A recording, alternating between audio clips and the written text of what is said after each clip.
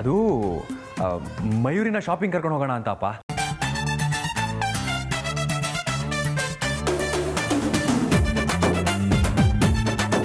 ಏನು ಬೇಕಾಗಿಲ್ಲ, ಶಾಪಿಂಗ್ಗೆ ಇನ್ನೊಂದು ದಿವಸ ಹೋಗುವಂತೆ. ನಡಿ ನನ್ನ ಜೊತೆ. ಅಲ್ವೋ ವಿಷ್ಣು, ಇವನ ಅಪರೂಪಕ್ಕೆ ಮಯೂರಿನ ಶಾಪಿಂಗ್ ಕರ್ಕೊಂಡು ಹೋಗ್ತೀನಿ ಅಂತ ಹೇಳ್ತಾ ಇದ್ದಾನೆ. ನೀನು ನೋಡಿದ್ರೆ ಬೇಡ ಅಂತ ಹೇಳ್ತಿದ್ಯಲ್ಲ. ನೋಡು, ಇವತ್ತೊಂದು ದಿವಸ ಅವನು ಆಫೀಸಿಗೆ ಬರ್ತಿದ್ರೆ ಏನೂ ಆಗೋದಿಲ್ಲ. ನಾಳೆಯಿಂದ ಅವನು ಆಫೀಸಿಗೆ ಕರೆಕ್ಟಾಗಿ ಬರ್ತಾನೆ. ಅಮ್ಮ ನಿನ್ಗೆ ಹೌದು ರೀ, ಅತ್ತೆಮ್ಮ ಹೇಳ್ತಾ ಇರೋದು ನಿಜ. ಅರ್ಜುನ್ ಮಯೂರಿನ ಶಾಪಿಂಗ್ ಕರ್ಕೊಂಡು ಹೋಗ್ತಾ ಇರೋದೇ ದೊಡ್ಡ ವಿಷಯ. ಅಂಥದ್ರಲ್ಲಿ ನೀವು ಅದನ್ನು ಅಡ್ಡಿಪಡಿಸೋದು ಸರಿ ಇರಲ್ಲ. ಇವತ್ತು ಒಂದು ದಿವಸ ಅವನ್ನ ಬಿಟ್ಬಿಡಿ, ನಾಳೆಯಿಂದ ಬರ್ತಾನೆ ಅಲ್ವೇನೋ? ಸರಿ ಆಯ್ತು.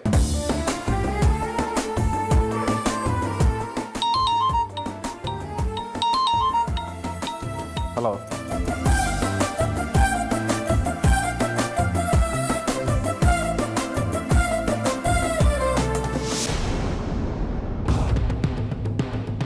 ನಾನು ಇನ್ನು ಮುಂದೆ ಇಲ್ಲಿರೋದು ಸರಿಯಲ್ಲ. ನಾನು ಈಗಲೇ ಇಲ್ಲಿಂದ ಹೊರಡಬೇಕು. ಹೌದು, ನಾನು ಈಗಲೇ ಇಲ್ಲಿಂದ ಹೋಗಬೇಕು. ಅದೇ ಸರಿ.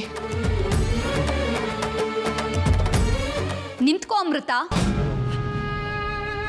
ಎಲ್ಲಿಗೆ ಹೋಗ್ತಾ ಇದೀಯಾ? ಚಿಕ್ಕಮ್ಮ, ಗೊತ್ತಿಲ್ಲ, ಆದರೆ ನಾನು ಮನೆ ಬಿಟ್ಟು ಹೋಗ್ತಾ ಇದ್ದೀನಿ ಚಿಕ್ಕಮ್ಮ.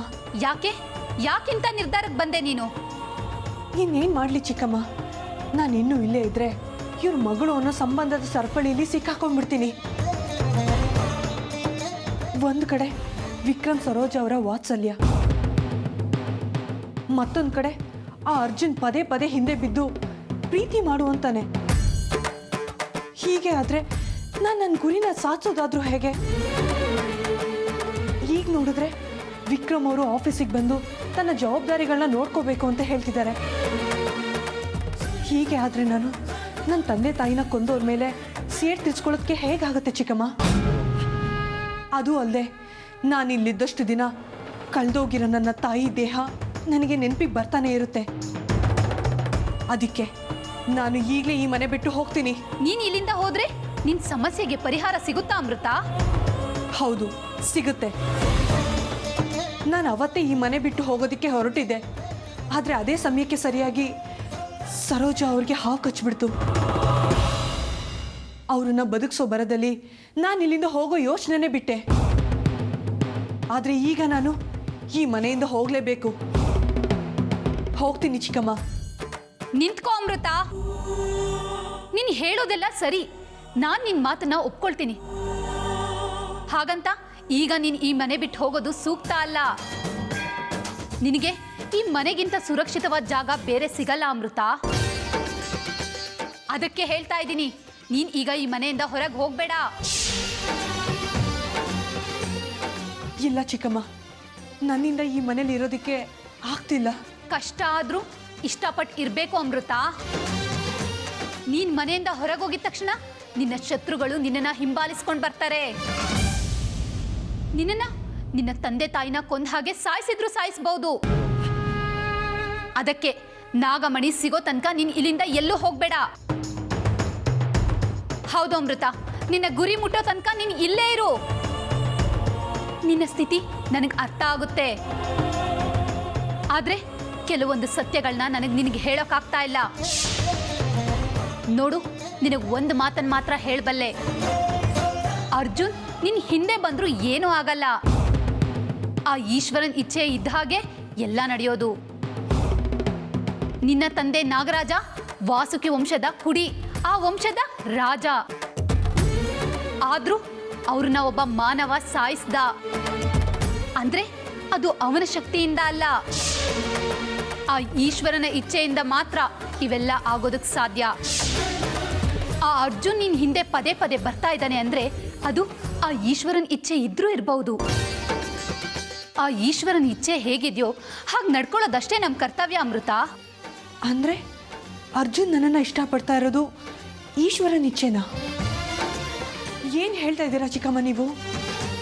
ಚಿಕ್ಕಮ್ಮ, ಇಲ್ಲ ಇಲ್ಲ, ಅರ್ಜುನ್ ನನ್ನ ಪ್ರೀತಿ ಮಾಡೋದು ಈಶ್ವರನ ಇಚ್ಛೆ ಆಗಿದ್ರು ನನ್ನ ಇಚ್ಛೆ ಇರೋದು ನನ್ನ ತಂದೆ ತಾಯಿ ಕೊಂದ ಆ ದುಷ್ಟರನ್ನ ಕೊಲ್ಲೋದು ಅರ್ಜುನ ನಾನು ಮದುವೆ ಆಗೋದಿರಲಿ, ಅವನು ನನ್ನ ಹತ್ರ ಬರೋದಕ್ಕೂ ಬಿಡಲ್ಲ. ಅದು ನನ್ನ ಬದುಕಲ್ಲ. ನನ್ನ ಬದುಕು, ನನ್ನ ಗುರಿ ಬೇರೆನೇ ಇದೆ. ನನ್ನ ಬದುಕನ್ನು ಬೇರೆಯವ್ರ ಕೈಲಿ ಕೊಡೋದಕ್ಕೆ ನನಗಿಷ್ಟ ಇಲ್ಲ.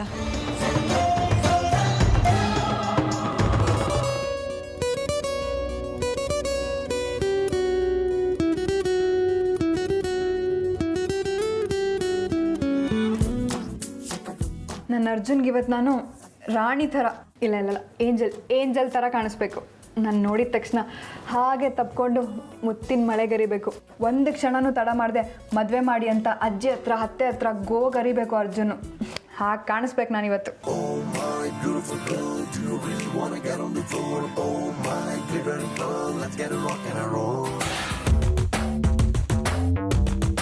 ಮಯೂರಿ, ಇವತ್ತು ನೀನು ಹೇಗೆ ಕಾಣಿಸ್ತಾ ಇದೆಯಾ ಗೊತ್ತಾ?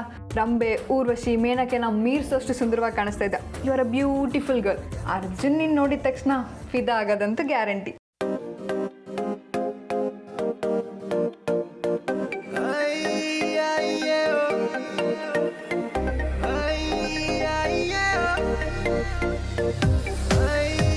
ಅತ್ತೆ, ನಾನು ಹೇಗೆ ಕಾಣಿಸ್ತಾ ಇದ್ದೀನಿ? ತುಂಬ ಚೆನ್ನಾಗಿ ಕಾಣಿಸ್ತಾ ಇದೆಯಾ ಕಣೆ. ತುಂಬ ಚೆನ್ನಾಗಿ ಕಾಣ್ತಾ ಇದೆ ಕಣೆ. ಡ್ರೆಸ್ಸು ಸ್ವಲ್ಪ ಮಾಡ್ರನ್ ಆಯಿತು. ಮಯೂರಿ, ತುಂಬ ಮುದ್ದಾಗಿ ಕಾಣಿಸ್ತಾ ಇದೆಯಾ. ನನ್ನ ಕಣ್ಣೇ ದೃಷ್ಟಿ ಆಗುತ್ತೆ ನಿನಗೆ. ಚೆನ್ನಾಗಿದೆ. Thank you. ಮಯೂರಿ, ನನ್ನ ಮೊಮ್ಮಗ ಇವತ್ತು ನಿನ್ನ ನೋಡಿ ನಾನು ಮದುವೆ ಆದರೆ ಇವಳೇ ಮದುವೆ ಆಗೋದು ಅಂತ ಹೇಳಬೇಕು. ಹಾಗೆ ಕಾಣಿಸ್ತಾ ಇದೆಯಾ ನೀನು. ಥ್ಯಾಂಕ್ ಯು ಅಜ್ಜಿ. ಅತ್ತೆ, ಅಜ್ಜಿ, ಅರ್ಜುನ್ ವೆಯ್ಟ್ ಮಾಡ್ತಿರ್ತಾನೆ, ನಾನು ಹೊಡ್ತೀನಿ. ಹೋಗು. ಆಮೇಲೆ ನೀನು ಬರೋ ತಡ ಮಾಡಿದೆ ಅಂತ ಮೂಡ್ ಚೇಂಜ್ ಮಾಡಿಕೊಂಡು ಅವ್ನು ಬೇರೆ ಎಲ್ಲಾದರೂ ಹೋದ್ರೂ ಹೋಗ್ಬಿಟ್ಟ. ಸರಿ ಅಜ್ಜಿ, ಬಾಯ್. ನೋಡ್ದೆ ಹೇಮ ಅವಳನ್ನ? ನಮ್ಮ ಅರ್ಜುನ್ ಇನ್ನೂ ಅವಳನ್ನ ಮದುವೆ ಆಗಿಲ್ಲ. ಆಗಲೇ ಇಷ್ಟೊಂದು ಸಂಭ್ರಮ ಪಡ್ತಾ ಇದ್ದಾಳೆ. ಏನು ಮದುವೆ ಆದಮೇಲೆ ಅದೆಷ್ಟು ಖುಷಿ ಪಡ್ತಾಳೋ ಏನೋ. ಹೌದು ಅತ್ತೆಮ್ಮ, ಮಯೂರಿ ಅಂತ ಹೆಂಡ್ತಿನ ಪಡೆಯೋದಕ್ಕೆ ಅರ್ಜುನ್ ಪುಣ್ಯ ಮಾಡಿದ್ದ. ಆದಷ್ಟು ಬೇಗ ಇವರಿಬ್ಬರು ಮದುವೆನ ಮಾಡಿ ಮುಗಿಸ್ಬಿಡ್ಬೇಕು.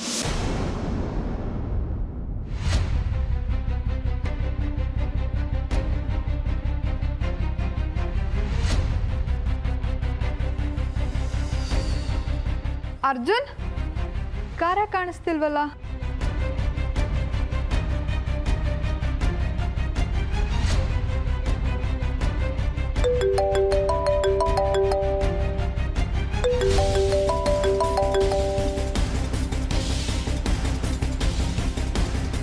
I am very sorry Mayuri, ನಿನ್ನ ಶಾಪಿಂಗ್ ಕರ್ಕೊಂಡು ಹೋಗ್ತೀನಿ ಅಂತ ಆಸೆ ಹುಟ್ಟಿಸಿದ್ದಕ್ಕೆ.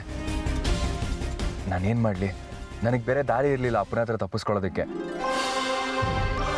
ಅರ್ಜೆಂಟಾಗಿ ಬೇರೆ ಕಡೆ ಹೋಗಬೇಕಿತ್ತು, ಹಾಗಾಗಿ. ಅದಕ್ಕೆ ನನ್ನ ಬಲಿಪಶು ಮಾಡಿದೆ ಅಲ್ಲ?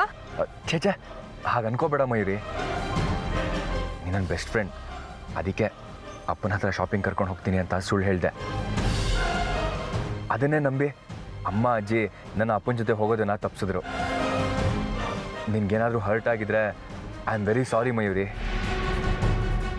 ಹಾಗಂತ ನಾನು ನಿನಗೆ ಬೇಸರ ಮಾಡಲ್ಲ, ನಿಜವಾಗ್ಲೂ ಇನ್ನೊಂದು ಸತಿ ನಿನ್ನ ಶಾಪಿಂಗ್ ಕರ್ಕೊಂಡು ಹೋಗ್ತೀನಿ. ನನ್ನಿಂದ ನಿಂಗೆ ಬೇಜಾರಾಗಿದ್ದರೆ once again I am very sorry Mayuri. ಹಾಂ, ಬಾಯ್, ಟೇಕ್ ಕೇರ್.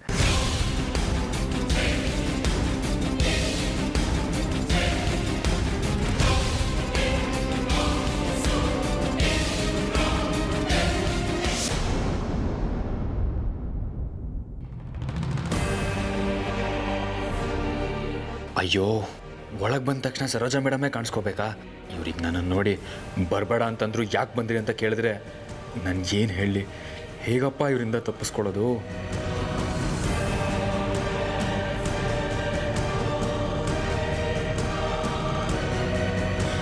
ಅರ್ಜುನ್ ಅವರೇ, ಯಾವಾಗ ಬಂದ್ರಿ? ಅಲ್ಲ, ಬಂದವರು ಒಳಗಡೆ ಬಂದು ಕೂತ್ಕೊಳ್ಳೋದು ಬಿಟ್ಟು ಯಾಕೆ ಬಾಗ್ಲಲ್ಲೇ ನಿಂತಿದ್ದೀರಾ? ಬನ್ನಿ ಕೂತ್ಕೊಳ್ಳಿ. ಇದೇನಪ್ಪ ಇವರು ನನ್ನ ಮೇಲೆ ಕೋಪ ಮಾಡ್ಕೋತಾರೆ ಅಂತ ಅಂದ್ಕೊಂಡ್ರೆ ರಾಜ ಮರ್ಯಾದೆ ಕೊಟ್ಟು ಒಳಗೆ ಕರಿತಾ ಇದ್ದಾರೆ. ಕರೆದು ಉಗಿಯೋದು ಅಂತಾರಲ್ಲ, ಹಾಗೇನಾದರೂ ಮಾಡ್ತಾ ಇದ್ದಾರಾ ಹೇಗೆ? ದೇವ್ರೇ, ನೀನೇ ಕಾಪಾಡಬೇಕು. ಅರ್ಜುನ್ ಅವರೇ, ಏನು ಯೋಚನೆ ಮಾಡ್ತಿದ್ದೀರಾ? ಕೂತ್ಕೊಳ್ಳಿ. ಹಾಂ, ಸರಿ ಮೇಡಮ್. ನೀವು ಕೂತಿರಿ, ಇನ್ನೇನು ಇವ್ರು ಬಂದುಬಿಡ್ತಾರೆ. ಅಷ್ಟರಲ್ಲಿ ನಾನು ನಿಮಗೆ ಇಷ್ಟವಾದ ಕಾಫಿ ಮಾಡ್ಕೊಂಡು ಬಂದುಬಿಡ್ತೀನಿ. ಕಾಫಿ ಕುಡಿತೀರ ತಾನೇ? ಹಾಂ ಮೇಡಮ್, ನಿಮ್ಮ ಮನೆ ಕಾಫಿ ಅಂದರೆ ನನಗೆ ತುಂಬ ಇಷ್ಟ ಅಲ್ವಾ? ಸರಿ ತಂದೆ.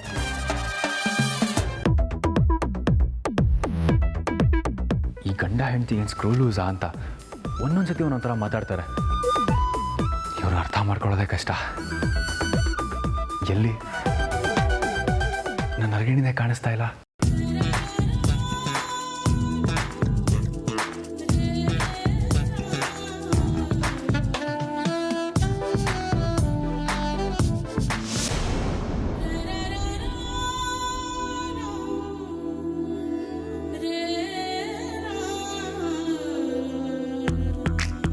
ಗುಡ್ ಮಾರ್ನಿಂಗ್ ಅಮೃತ ಅವರೇ. ನೀವು ನನ್ನ ಕ್ಷಮಿಸಿದ್ದೀರಾ ಅಂತ ಅಂದ್ಕೊಂಡಿದ್ದೀನಿ. ನಿಜವಾಗ್ಲೂ ನೀವು ನನ್ನ ಕ್ಷಮಿಸಿದ್ದೀರಾ ಅಲ್ವಾ?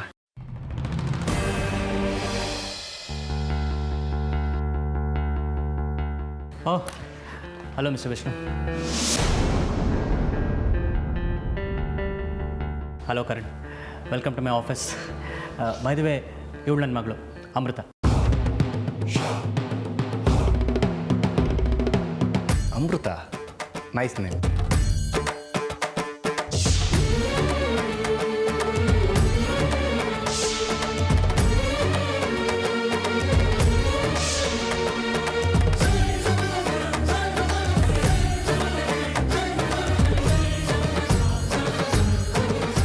ನೀವು ಏನು ಓದಿದ್ದೀರಿ?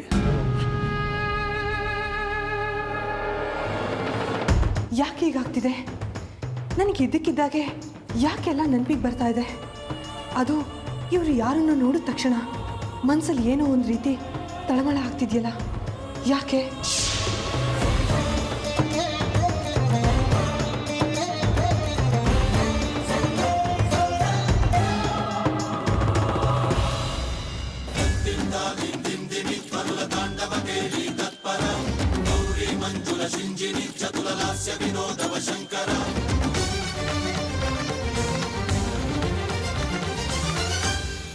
ಅಮೃತ,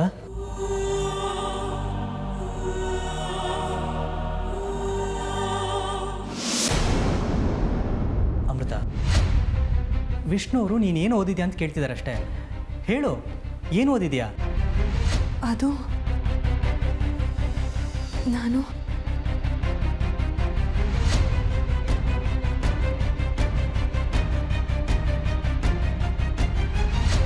ಛೇ, ಯಾಕೆ ಹೀಗಾಗ್ತಿದೆ? ಇದ್ದಕ್ಕಿದ್ದ ಹಾಗೆ ಯಾಕೆಲ್ಲ ನೆನಪಿಗೆ ಬರ್ತಾ ಇದೆ? ಇದಕ್ಕೆ ಕಾರಣ ಏನು?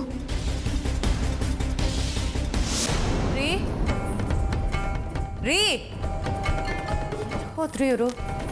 ಅತ್ತೆ, ಮಾವ ಎಲ್ಲಿ ಕಾಣ್ತಾ ಇಲ್ಲ? ನಾನು ಅವ್ರನ್ನೇ ಹುಡುಕ್ತಾ ಇದ್ದೀನಿ. ಎಲ್ಲಿ ಹೋದ್ರು ಅಂತಾನೆ ಗೊತ್ತಾಗ್ತಿಲ್ಲ. ಹೊರಗಡೆ ಇರಬೇಕು, ನೋಡ್ಕೊಂಡು ಬರ್ತೀನಿ. ಸರಿ ಅತ್ತೆ. ರೀ ರೀ ಎಲ್ಲಿ ಹೋದ್ರಿ ಇವರು? ರೀ ರೀ ಅಯ್ಯೋ, ಈಗೇನು ಮಾಡಲಿ? ಕಿಟಕಿಲಿ ಯಾರಾದರೂ ಕಾಣಿಸ್ತಾರಾ? ರೀ ರೀ ಎಲ್ಲಿದ್ದೀರಾ? ರಾಜಿ, ರಾಜಿ, ರೀ ನಾನು ದೇವು ಇಲ್ಲಿದ್ದೀನಿ. ರಾಜಿ,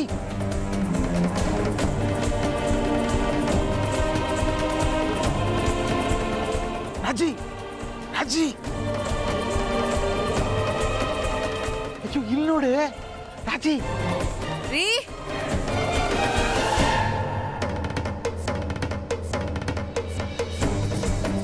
ರಾಜಿ, ಅಯ್ಯೋ ರಾಜಿ, ರಾಜಿ, ಛೇ, ಹೊಟ್ಟೋಗ್ಬಿಟ್ಲು. ಕೇಳಿಸ್ಲೇ ಇಲ್ವಲ್ಲ ಇವಳಿಗೆ? ಹೀಗೇನು ಮಾಡೋದು?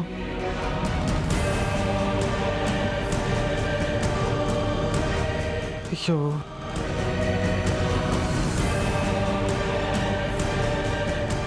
ಅಮೃತ ರೂಮಲ್ಲಿ ಯಾರೋ ಇದ್ದ ಹಾಗಿದೆಯಲ್ಲ.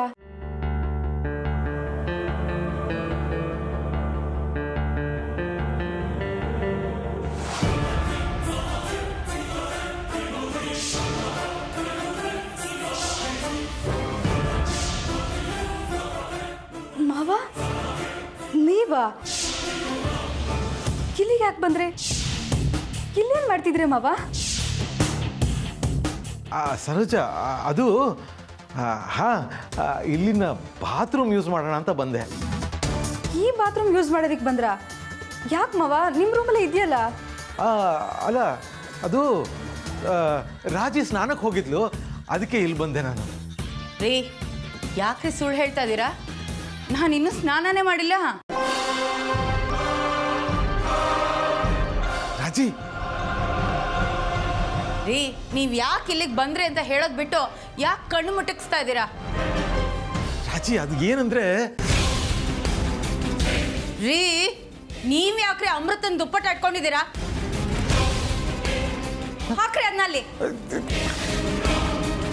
ಅಲ್ಲ ರಾಜಿ, ಅದು ಮಾತಾಡಬೇಡಿ. ನೀವು ಯಾಕೆ ಈ ರೂಮಲ್ಲಿ ಇದ್ದೀರಾ?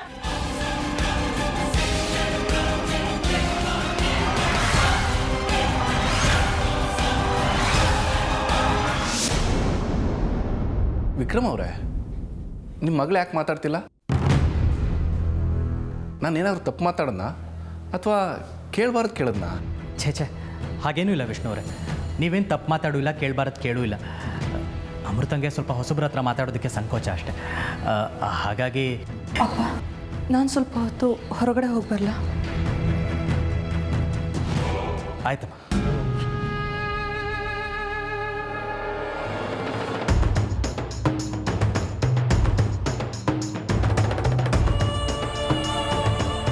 ಮೇಲೆ ಕನಿಕರ ತೋರಿಸಿ ಸಾಯಿಸ್ದೆ ಬಿಟ್ಟಷ್ಟು ನನ್ನನ್ನು ಪ್ರೀತಿ ಮಾಡುವಂತ ದುಂಬಾಲ್ ಬಿದ್ದಿದ್ದಾರೆ. ನನ್ನ ಹಿಂದೆ ಬರಬೇಡ ಅಂತ ಎಷ್ಟು ಸಾರಿ ಹೇಳಿದ್ರು ಕೇಳ್ತಾ ಇಲ್ಲ. ಹಾಗಂತ ಅವನನ್ನ ಸಾಯಿಸೋದು ಎಷ್ಟು ಸರಿ ಅಮೃತ? ಹೇಗಾದ್ರೂ ಮಾಡಿ ಪ್ರೀತಿ ಮಾಡೋಕ್ಕಾಗಲ್ಲ ಅಂತ ಅವನಿಗೆ ಹೇಳ್ಬಿಡು. ಹೇಗೆ ಹೇಳಿ ಚಿಕ್ಕಮ್ಮ? ನಾನು ನಾಗಕನ್ಯೆ, ನೀನು ಮನುಷ್ಯ, ನಾವಿಬ್ರು ಒಂದಾಗಕ್ಕಾಗಲ್ಲ ಅಂತ ಹೇಳೋದಕ್ಕಾಗತ್ತಾ?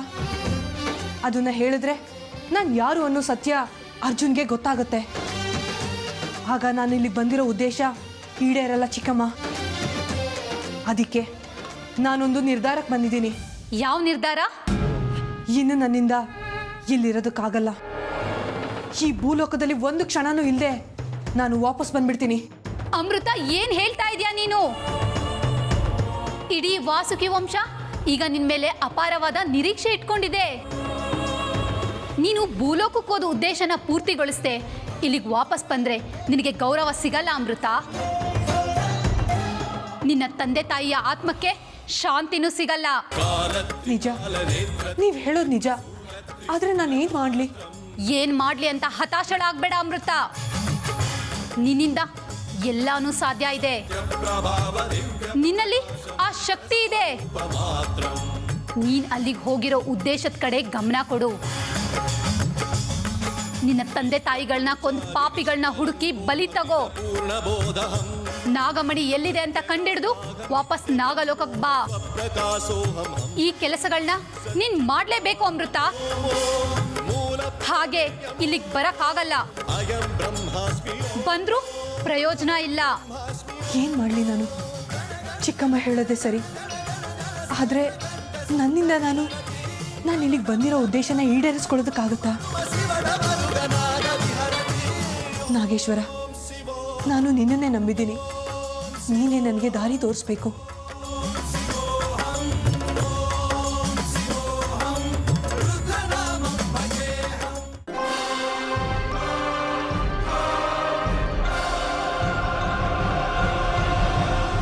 ಇಷ್ಟು ದಿನ ಅರ್ಜುನ ನನ್ನ ಕಡೆ ಮಾಡಿಕೊಂಡು ಹೇಗಾದರೂ ಮದುವೆ ಮಾಡ್ಕೋತೀನಿ ಅಂತ ಎಷ್ಟು ಆಸೆಯಲ್ಲಿದ್ದೆ.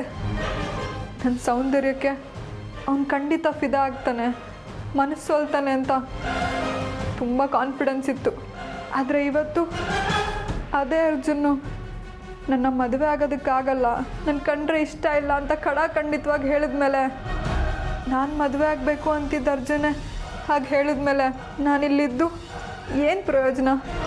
ಇನ್ನು ನಾನು ಈ ಮನೇಲಿರೋದಕ್ಕೆ ಅರ್ಥ ಇಲ್ಲ. ನಾನು ಹೊರಟೋಗ್ತೀನಿ.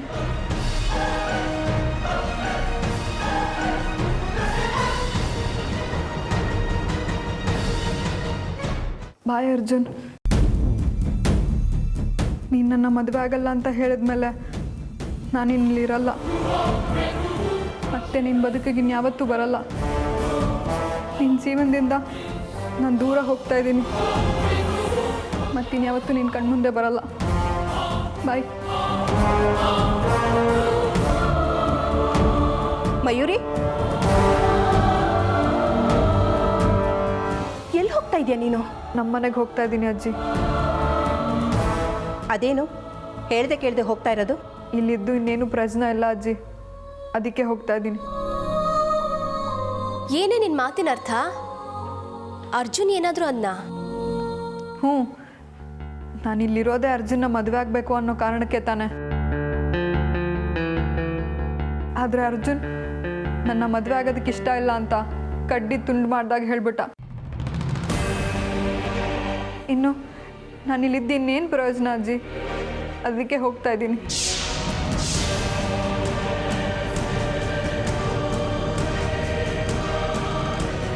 ಅವನು ಹಾಗೆ ಹೇಳ್ದ ಅಂತ ನೀನು ಹೊರಟ್ಬಿಡದ? ಅದು ನಮಗೊಂದು ಮಾತು ಹೇಳಿದೆ. ಮತ್ತಿನ್ನೇನು ಮಾಡಲಿ ಅಜ್ಜಿ ನಾನಿಲ್ಲಿದ್ದು? ಚಿಂತೆ ಮಾಡಬೇಡ, ಅವನೇನು ಹೇಳಿದ್ರು ಸರಿನೇ. ನೀನೇ ಈ ಮನೆ ಸೊಸೆ, ನೀನೇ ಅರ್ಜುನನ ಹೆಂಡತಿ, ಸರಿನಾ? ಆದರೆ ಅರ್ಜುನ್ಗೆ ನನ್ನ ಮದುವೆ ಆಗೋದಕ್ಕೆ ಇಷ್ಟ ಇಲ್ವಲ್ಲ. ಅವನು ಹಾಗೆ ಹೇಳಿದ್ರೆ ಮುಗ್ದೋಯ್ತಾ? ನೋಡು, ಅರ್ಜುನನ ಜೊತೆ ನಿನ್ನ ಮದುವೆ ಮಾಡೋದು ನನ್ನ ಜವಾಬ್ದಾರಿ. ನಿನಗೆ ನನ್ನ ಮಾತಿನ ಮೇಲೆ ನಂಬಿಕೆ ಇದೆ ತಾನೇ? ಇದೆ. ಹಾಗಿದ್ರೆ ಹೊರಗೆ ನಡಿ. ನೀನೇ ಕಡೆ ಈ ಮನೆ ಸೊಸೆ ಆಗೋಳು. ನೀನೆಲ್ಲೂ ಹೋಗೋ ಅಗತ್ಯ ಇಲ್ಲ, ಮಿಕ್ಕಿದ್ನ ನಾನು ನೋಡ್ಕೋತೀನಿ. ಹೇಮಾ, ಬಾ.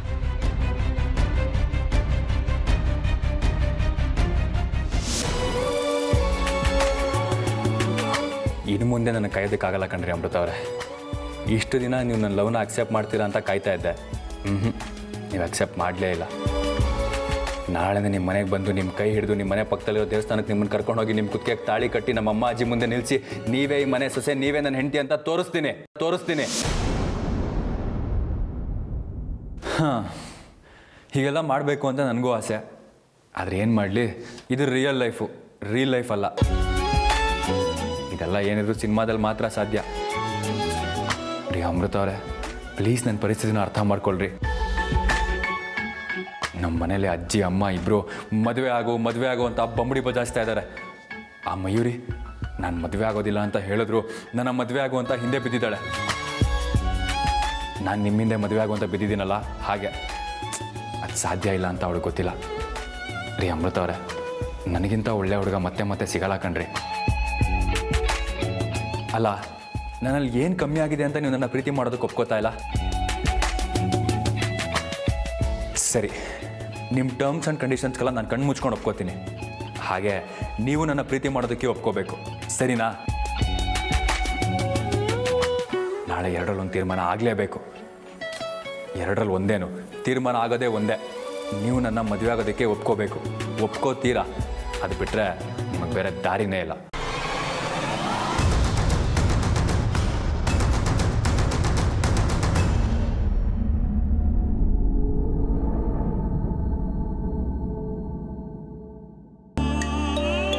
ಹೇಳಿ ವಿಕ್ರಮ್ ಅವರೇ, ಏನು ವಿಷಯ? ಐ ಆಮ್ ಸಾರಿ ವಿಷ್ಣು ಅವರೇ. ಸಾರಿನಾ? ಯಾಕೆ? ನೀವೇನು ತಪ್ಪು ಮಾಡಿದ್ದೀರ ಅಂತ ಸಾರಿ ಕೇಳ್ತಾ ಇದ್ದೀರಾ? ಇಲ್ಲ, ನಿನ್ನೆ ನೀವು ನಮ್ಮ ಆಫೀಸಿಗೆ ಬಂದಾಗ ನನ್ನ ಮಗಳು ನಿಮ್ಮ ಹತ್ರ ಸರಿಯಾಗಿ ಮಾತಾಡಲಿಲ್ಲ. ಜೊತೆಗೆ ನೀವು ಮಾತಾಡ್ಸಿದ್ರು ಅವಳು ಸರಿಯಾಗಿ ರೆಸ್ಪಾಂಡ್ ಮಾಡಲಿಲ್ಲ. ಅದಕ್ಕೆ ನೀವು ಬೇಜಾರು ಮಾಡ್ಕೊಂಡ್ರೇನೋ ಅಂತ. No, it's okay. ಆ ವಿಷಯ ನಾನು ಯಾವಾಗಲೂ ಮರೆತುಬಿಟ್ಟೆ.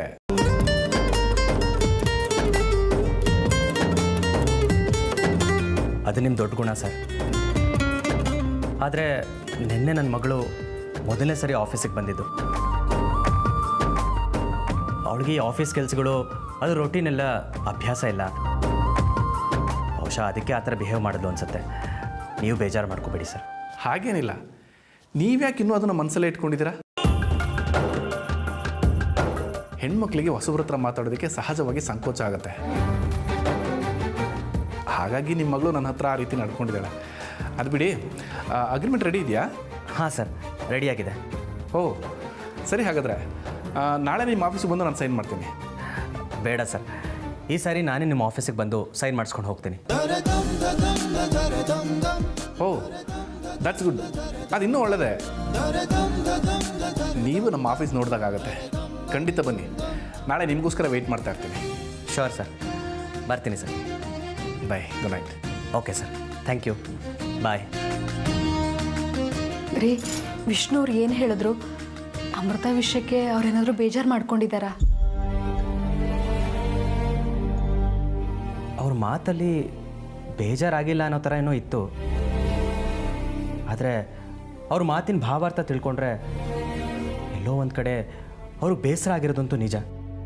ಅಷ್ಟು ದೊಡ್ಡ ಬಿಲ್ಡರ್ ಅವರು. ಅವ್ರು ಮಾತಾಡಿಸಿದಾಗ ನಮ್ಮ ಅಮೃತ ನಡ್ಕೊಂಡಿರೋ ರೀತಿಗೆ ಅವ್ರಿಗೆ ಬೇಜಾರಾಗಿರುತ್ತೆ. ಆದರೆ ಏನು ಮಾಡೋಕ್ಕಾಗತ್ತೆ ಹೇಳಿ? ಅಮೃತಗೆ ಈ ಆಫೀಸು, ಕೆಲಸ, ಅಲ್ಲಿ ವ್ಯವಹಾರ ಇದೆಲ್ಲ ಹೊಸ್ತು ಅಲ್ವಾ? ಅದಕ್ಕೆ ಅವಳ ಮನಸ್ಸಿಗೆ ಸ್ವಲ್ಪ ಕಿರಿಕಿರಿ ಆಗಿ ಆ ರೀತಿ ನಡ್ಕೊಂಡಿರ್ಬೋದು. ಇನ್ನೊಂದು 2 ದಿನ ನಿಮ್ಮ ಜೊತೆ ಈ ರೀತಿ ಆಫೀಸ್ಗೆ ಹೋಗಿ ಬಂದು ಮಾಡಿದ್ರೆ ಅವಳಿಗೂ ಯಾರ ಜೊತೆ ಹೇಗೆ ನಡ್ಕೋಬೇಕು, ಹೇಗೆ ಮಾತಾಡಬೇಕು ಅಂತ ಗೊತ್ತಾಗತ್ತೆ.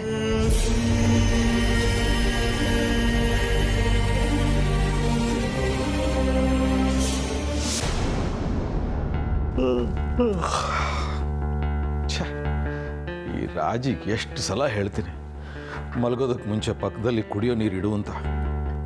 ಮಾತು ಕೇಳೋದೇ ಇಲ್ಲ.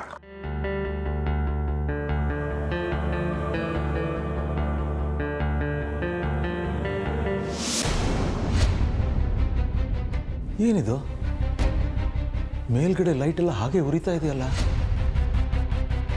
ಅಮೃತ ಇನ್ನು ಮಲಗಿಲ್ವಾ?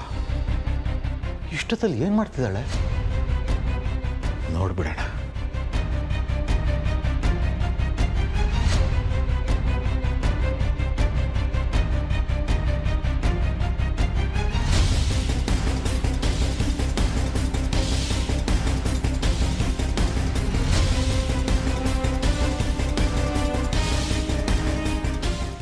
ಗಂಟೆ ಆಯಿತು.